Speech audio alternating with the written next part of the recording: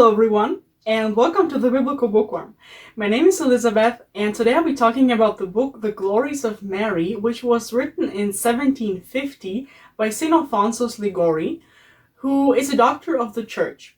The book has 5 parts. First, the author explains why Mary is called the Gate of Heaven, quoting St. Bonaventure, who said that no one can enter heaven unless by Mary, as though through a door. St. Alphonsus also analyzes the Salve Regina, so the Hail Holy Queen. And then in the second part of the book, he talks about the main Marian feasts, like the Immaculate Conception, the Nativity, the Purification, the Annunciation, and the Assumption. In the third part, St. Alphonsus talks about the 7 sorrows of Mary, and he explains why Mary is called the Queen of Martyrs. The fourth part treats 10 virtues of Mary, and the last part contains a collection of prayers, meditations, and devotions. In this video, I'll summarize the most important or interesting points from the book, so let's get started. First, St. Alphonsus explains why Mary is called the Gate of Heaven. He says that all graces are distributed through the hands of Mary, which is also why she is called full of grace, because she has enough grace to obtain the salvation of all. Here he remarks that there is a difference between God only being able to or God only willing to distribute graces through the hands of Mary, and in this case he chose to distribute all graces through Mary, although he would be able to distribute them himself as he is almighty. By making Mary full of grace and the Gate of Heaven, he observed his own word to honor your father and your mother. St. Alphonsus brings up the wedding feast of Cana, where Jesus said, "My hour has not yet come," but in spite of this answer, he obeyed his mother and worked the miracle she asked for.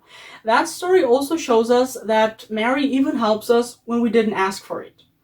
The author also quotes St. Bernard, who said that, quote, "Since a man and a woman, Adam and Eve, cooperated in our ruin, a man Jesus and a woman Mary should cooperate in our redemption. Certainly Jesus alone could redeem us, however, it is more fitting that both sexes cooperate in the repairing of evil."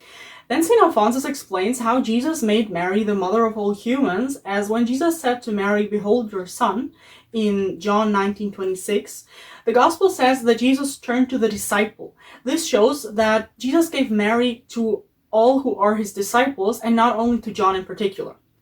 He also describes how much Mary loves us. No one loves us as much as Mary does. If we added together all the love that all mothers have for their children, all the love that spouses have for one another, and all the love that angels and saints have for their charges, it would not equal Mary's love for a single soul. She loves us more than all the angels and saints put together. What I also found interesting is that we can see how eager Mary is to help us, as in the story where Mary visited Elizabeth. It says in Luke that she hastened to get to Elizabeth, but it doesn't say that of her return. St. Alphonsus also explains that Mary is called the Star of the Sea because she will guide you to heaven like a star that guides ships in the sea. And he explains why she is called the Heavenly Ladder, which is because through Mary, God came down from heaven so that man can ascend to heaven by her. In another part of the book, St. Alphonsus talks about the 7 sorrows of Mary, and I'd like to read what those are first.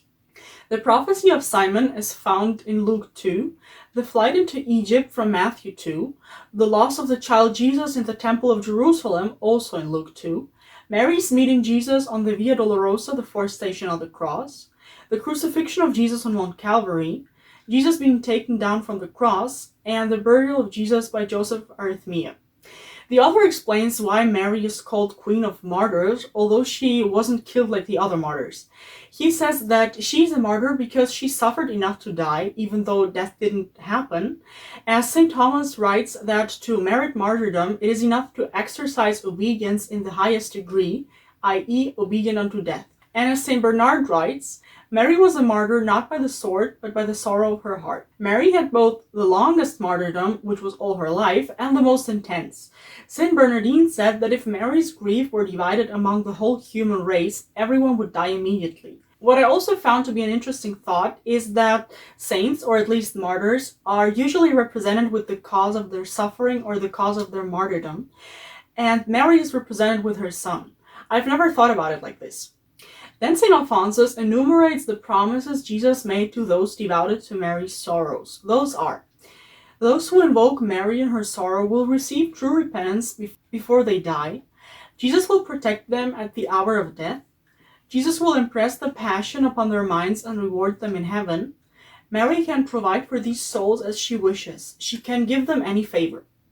He quotes a few saints to make us better understand Mary's suffering. Saint Amadeus said that to understand Mary's sorrow, we must understand the greatness of her love. But who can measure her love? Mary had two kinds of love for Jesus. By supernatural love, she loved him as God. By natural love, she loved him as her son. Richard of St. Victor said that because there was no love like hers, there was no sorrow like hers. And lastly, St. Albert, where there is the greatest love, there is the greatest grief.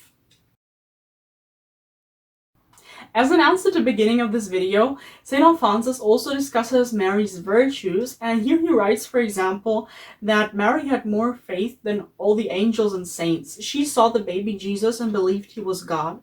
She saw him flee from King Herod and believed he was the King of Kings. She saw him born and yet believed he was eternal. She saw him die and still believed he was God. Then he also talks about her chastity and gives advice how we can imitate that virtue as well. And he says that in the war of senses, cowards conquer, with which he is trying to explain how one should behave when tempted with lust. So the best thing to do is to flee from occasions of sin, so, cowards conquer. The two other means for chastity he proposes are to control one's senses, especially that one of sight, so basically to look away. And the third mean is for chastity is prayer. And St. Alphonsus also answers the question why the command to fly to Egypt was given to Joseph and not to Mary. And he explains that happened so that Mary wasn't deprived of the possibility of an act of obedience. Regarding different devotions to Mary, St. Alphonsus writes that it doesn't matter which one you practice as long as you persevere in it. And when it comes to old promises that are linked to a devotion to Mary, he reminds us that, quote, "I have written that a follower of Mary cannot be lost. This is true, but there is one condition. They must live without sin, or, at least, desire to abandon it. To deliberately sin and to think that Mary will save you places you outside of her protection."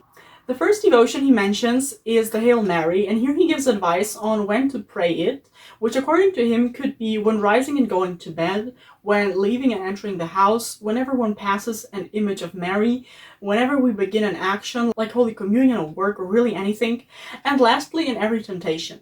Regarding temptations, he writes that those who invoke her name while tempted by impure thoughts know that they have not consented and so not sinned. Other possible devotions are novenas, where he shares some ideas on different ways to make a novena, the rosary, fasting, visiting Mary's images, the scapular, confraternities of Our Lady, giving alms, and frequent intercession to Mary. He also recommends to just invoke Mary's name frequently, as that frequent repetition of the name of Mary is a sign that the soul is still alive, just like breathing is a sign that the body is still alive. There are 3 promises linked to a frequent repetition of Mary's name, which are perfect sorrow for sins, atonement for sins, and strength to gain perfection, followed by glory in heaven. He writes that devotion to Mary is a sign that a soul is in the state of grace, or that it will very soon be in a state of grace. Now let's get to my opinion on the book. Content-wise, the book is pretty similar to True Devotion to Mary by St. Louis de Montfort. So if you have already read True Devotion to Mary, you won't learn that many new things if you read The Glories of Mary. What I really liked about this book is how many different quotes St. Alphonsus uses. You really look at a page and there are like 20 different saints he quotes just on one page, and that continues throughout the whole book. So that's amazing. And another thing I liked was how the book shows the beauty of motherhood and the beauty of womanhood. Because first, regarding motherhood, he shows how Jesus treated Mary, how Jesus honored his mother. And I think that's a really beautiful example of how we should treat our mothers. And the second thing is that the book kind of shows you the beauty of womanhood, because in the passage where St. Alphonsus writes that it was Joseph who was called to flee to Egypt and not Mary, in order not to deprive Mary from the possibility of an act of obedience, that really just shows you the opportunities being a woman, or especially a wife, gives you. Because St. Alphonsus didn't mention any other reasons why it was Joseph who received the calls. So it wasn't because he was stronger, smarter, or anything, but because God wanted to give Mary the possibility of an act of obedience. So in total, I give the book a 9 out of 10. That's been it for today. I hope you liked the video and see you next week. God bless and bye!